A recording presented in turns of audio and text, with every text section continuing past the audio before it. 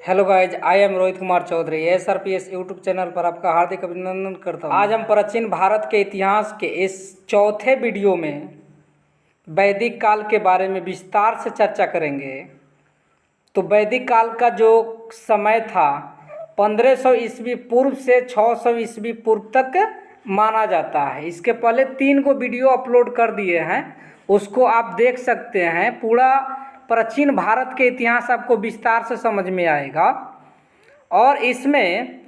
और इसके पहले वाला वीडियो में भी बता दिए थे कि जो वैदिक काल है वह कितने भागों में बांटा गया, वैदिक काल को कितने भागों में बांटा गया। उस वीडियो में भी बता दिए कि वैदिक काल को 2 भागों में बांटा गया है, एक ऋग वैदिक काल और एक उत्तर वैदिक काल।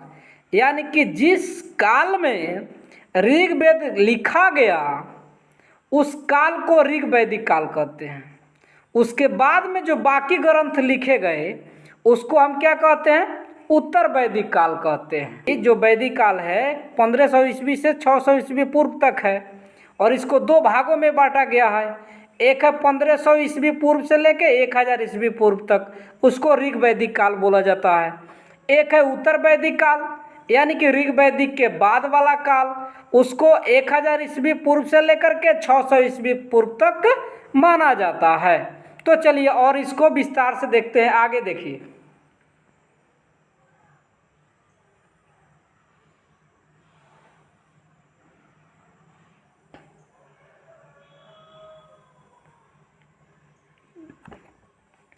चलिए अब देखिए यहाँ भारत में आर्यों का आगमन कैसे हुआ। तो सबसे पहला चीज़ है यहाँ देखिए हम लोग इंडिया में हैं, इधर लोग नहीं बसे हुए थे। जो एक काल था उस पीरियड में यहाँ लोग अधिक नहीं बसे हुए थे। और यहाँ देखिए मध्य एशिया में लोग बसे हुए थे। कहाँ बसे हुए थे? मध्य एशिया में बसे हुए थे। और वहाँ से कुछ आर्य लोग सिंध में आए। कहाँ आए? सिंध में आए। कब? 2500 ईस्वी पूर्व। कब आए? 2500 ईस्वी पूर्व। उसके बाद में धीरे धीरे भारत में ये लोग क्या किए, अपना विस्तार करने लगे। उसके बाद में यहाँ देखिए, उसके बाद में कुछ ग्रंथों को लिखा गया, यानी कि सबसे पहले ऋग्वेद को लिखा गया, तो उसका नाम क्या रख दिया गया? ऋग वैदिक काल। और उसके बाद में जो ग्रंथ लिखा गया उसका नाम क्या रख दिया गया? उत्तर वैदिक काल।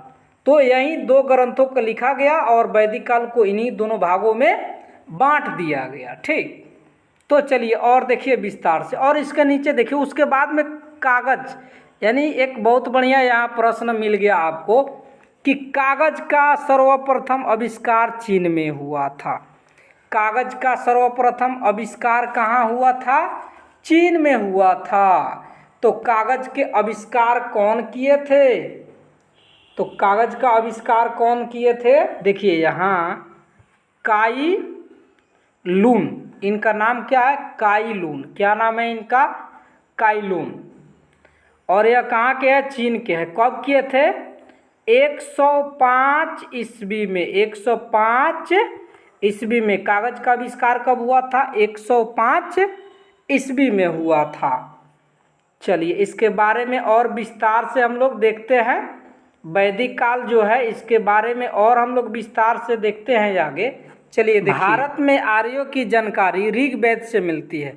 भारत में आर्यों की जानकारी किससे मिलती है? ऋग्वेद से मिलती है। इस वेद में आर्य शब्द का उल्लेख 36 बार किया गया है। यहाँ 36 किया गया नहीं, 36 बार किया गया है। क्या किया गया? 36 बार किया गया है। आर्यों का निवास स्थान मध्य एशिया को माना जाता है। जो आर्य लोग थे वह कहाँ बसे हुए थे? मध्य एशिया में। और 2500 ईस्वी पूर्व में भारत आकर के बसने लगे। 2500 ईस्वी पूर्व से भारत में आकर के बसने लगे। आर्यों का मुख्य व्यवसाय पशुचारण एवं कृषि था। आर्यों का मुख्य व्यवसाय क्या था? पशुचारण एवं कृषि था।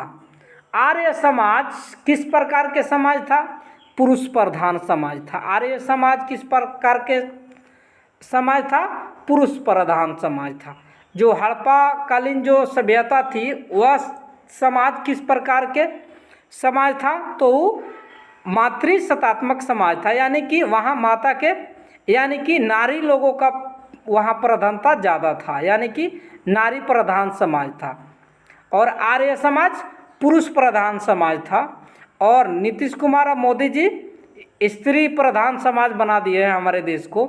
चलिए तो छोड़िए, चलिए आगे देखिए। तो आर्य समाज कैसा समाज था? पुरुष प्रधान समाज था। इसके बाद में कह रहा है कि ऋग वैदिक काल के अध्ययन के लिए साहित्यिक तथा पुरातात्विक साक्ष्यों का सहारा लिया गया। जो ऋग वेद का जो अध्ययन किया गया, इसके लिए क्या किया गया? साहित्यिक, यानी कि जो पुस्तकें उस समय लिखी गई थी और जो साक्ष्य वहाँ से मिला है, उसी का सहारा लिया गया है ऋग वैदिक काल को जानने के लिए। इसके बाद देखिए, उत्तर वैदिक काल का इतिहास मुख्यतः उन वैदिक ग्रंथों पर आधारित है। मतलब कि उसके बाद में उत्तर वैदिक काल है, सबसे पहले ऋग वैदिक काल यानी कि केवल ऋग्वेद लिखा गया था, पर आधारित है, जिनकी रचना ऋग वैदिक काल के बाद हुई। यानी कि उत्तर वैदिक काल में देखिए कौन कौन आएगा। उत्तर वैदिक काल में सामवेद, यजुर्वेद, अथर्ववेद तथा ब्राह्मण ग्रंथों, आरण्यकों एवं उपनिषदों की रचना हुई।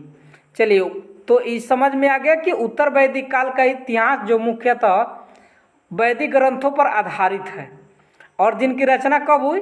ऋग वैदिक काल के बाद हुई। यानी कि ऋग्वेद के रचना हो गई थी, उसके बाद में इसकी रचना हुई।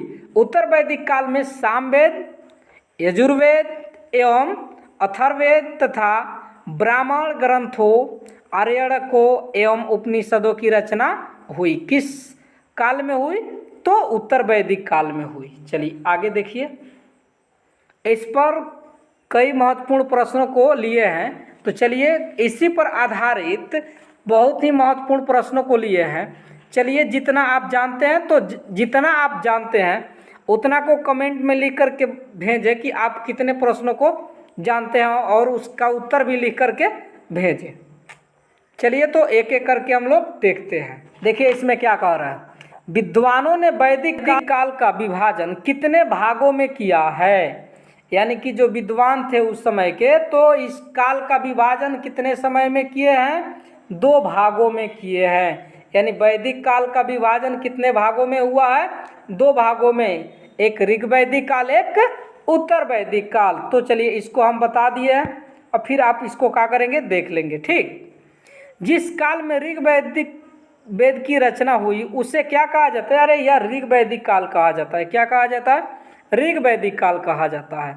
कब से कब तक के काल को ऋग वैदिक काल, यानी 1000, देखिए 1500 से लेकर के 1000 ईस्वी को ऋग वैदिक काल कहा जाता है। जो 1500 ईस्वी पूर्व है और 1000 ईस्वी पूर्व है, इसके बीच के काल को ऋग वैदिक काल कहा जाता है। जिस काल में ऋग वेद के अतिरिक्त अन्य 3 वेदों, ब्राह्मण ग्रंथों, आरण्यकों तथा उपनिषदों की रचना हुई, उसे क्या कहा जाता है? अरे भाई, जो इसके बाद में देखिए ऋग्वेद के बाद में हुआ, इसका नाम उत्तर वैदिक काल है। क्या है? उत्तर वैदिक काल है। कब से कब तक के काल को उत्तर वैदिक, अरे यार, तो एक देखिए 1500 से 1000 ईस्वी पूर्व तक के काल को ऋग वैदिक काल, और 1000 ईस्वी पूर्व से लेकर के 600 ईस्वी पूर्व तक के उत्तर वैदिक काल माना जाता है। चलिए इसके बाद में देखते हैं। चलिए इसके बाद में देखते हैं। वैदिक कालीन भारत के निवासियों को क्या कहा जाता था? तो आर्य। क्या बोला जाता था? इनको आर्य बोला जाता था। आर्यों के मूल निवास संबंधित सर्वाधिक मान्यता सिद्धांत के अनुसार आर्यों का मूल निवास कहाँ था? मध्य एशिया। कहाँ? मध्य एशिया में था। कहाँ था? मध्य एशिया में। चलिए इसके बाद में देखिए क्या कह रहा है कि आर्यों के मूल निवास संबंधी सर्वाधिक मान्य सिद्धांत मध्य एशिया का सिद्धांत किस विद्वान के द्वारा दिया गया? अरे यार, मैक्स मूलर। कौन थे? Max Muller. Professor Max Muller के द्वारा कहा गया था कि आर्यों के मूल निवास जो है कहाँ है? मध्य एशिया में है। चलिए उसके बाद में क्या कह रहा है? आर्य शब्द तथा आर्यों के विषय में प्रारंभिक जानकारी किससे मिलती है? अरे यार, तो ऋग्वेद से। किससे मिलती है? ऋग्वेद से मिलती है। किससे मिलती है? ऋग्वेद से मिलती है। आर्य शब्द का क्या अर्थ होता है? आर्य शब्द का क्या अर्थ होता है? अरे यार, आर्य का मतलब श्रेष्ठ। आर्य का मतलब श्रेष्ठ या उच्च वंश। आर्यों की भाषा क्या थी? आर्यों की भाषा, देखिए, सबसे प्राचीन भाषा संस्कृत है, ठीक। तो आर्यों की भाषा क्या थी? संस्कृत थी। उसके बाद में कह रहा है, भारत आने वाले आर्य क्या कहलाए? इंडो आर्य। इंडो आर्य क्या कहलाए? इंडो आर्य। चलिए, उसके बाद में कह रहा है कि आर्य भारत में सबसे पहले कहाँ बसे? तो कहाँ बसे? सिंध में, यानी कि पंजाब क्षेत्र में बसे। कहाँ बसे? पंजाब क्षेत्र में बसे। चलिए, दिक्कत नहीं है इसमें। इसके बाद देखिए, वैदिक समाज कितने वर्गों में विभाजित था? अरे यार, पुराना जो समाज था 4 भागों में विभाजित था। कितने भागों में?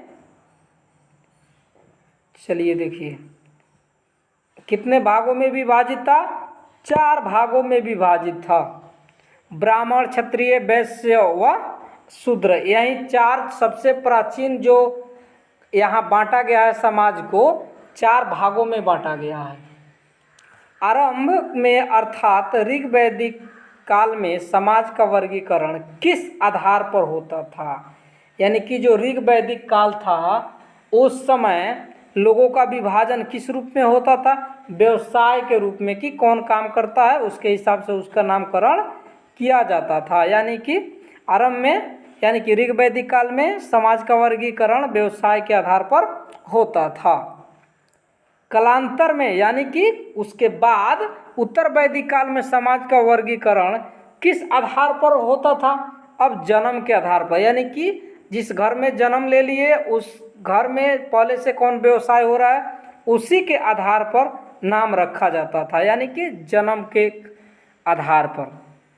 वैदिक काल में आय का कितना भाग कर के रूप में लिया जाता था? वैदिक काल में आय के का कितना भाग कर के रूप में लिया जाता था? यानी कि देखिए, 1/16 भाग लेता था लोग, यानी कि 16 गो में 1 भाग ये लोग क्या करता था? कर के रूप में लेता था। तो इसीलिए उस समय भी लोग क्या अच्छे थे। चलिए देखिए, इसके बाद में क्या कह रहा है, वैदिक काल में लेन देन तथा व्यापार की कौन सी प्रणाली प्रचलित थी? अरे भाई, वस्तु से वस्तु को बदला जाता था, ठीक, यानी कि वस्तु विनिमय प्रणाली थी। वैदिक काल में शिक्षा कहाँ दी जाती थी? पहले जो शिक्षा दिया जाता था कहाँ दिया जाता था? गुरुकुल में। कहाँ दिया जाता था? गुरुकुल में दिया जाता था। वैदिक काल में आर्यों के सर्वाधिक प्रिय देवता कौन थे? वैदिक काल में आर्यों के सर्वाधिक प्रिय देवता कौन थे? तो इंद्र भगवान थे। कौन थे? इंद्रदेव। चलिए, इसके बाद में कह रहा है कि कालांतर में अर्थात उत्तर वैदिक काल में आर्यों के सर्वाधिक प्रिय देवता कौन थे? तो ये ऋग्वेद के में जो ऋग्वैदिक काल है उसमें इंद्र भगवान थे। उसके बाद में किसको ये लोग मानता था? प्रजापति को। यानी कि उत्तर वैदिक काल में सर्वाधिक प्रिय देवता कौन बन गए? प्रजापति। कौन बन गए? प्रजापति। उसके बाद में कह रहे कि उत्तर वैदिक कालीन धार्मिक क्रियाओं में मुख्य कार्य क्या था? मुख्य कार्य क्या था? यज्ञ। उस समय मुख्य कार्य क्या करते थे लोग? यज्ञ करते थे धार्मिक रूप से। ऋग्वेद में किस नदी को सबसे पवित्र माना गया है? सरस्वती। किसको माना गया है? सरस्वती को। देखिए, इसके बाद में क्या कह रहा है कि वैदिक काल में ऋण देकर ब्याज लेने वाले व्यक्ति को क्या कहा जाता था? यानी कि जो महाजन कहलाते हैं, तो इन लोग को उस समय वैदिक काल में क्या कहा जाता था? वेक नोट। क्या कहा जाता था? वेक नोट। चलिए, उसके बाद में कह रहा है कि वैदिक काल में राजनीति शक्ति बढ़ाने हेतु किए जाने वाला यज्ञ, यानी कि राजनीतिक शक्ति जो था उसको बढ़ाने के लिए कौन सा यज्ञ किया जाता था? अश्वमेध यज्ञ। यानी कि जो राम करा रहे थे अश्वमेध यज्ञ वहीं कराया जाता था, ठीक। तो ये राजनीति के लिए आप लोग याद रखेंगे, ठीक।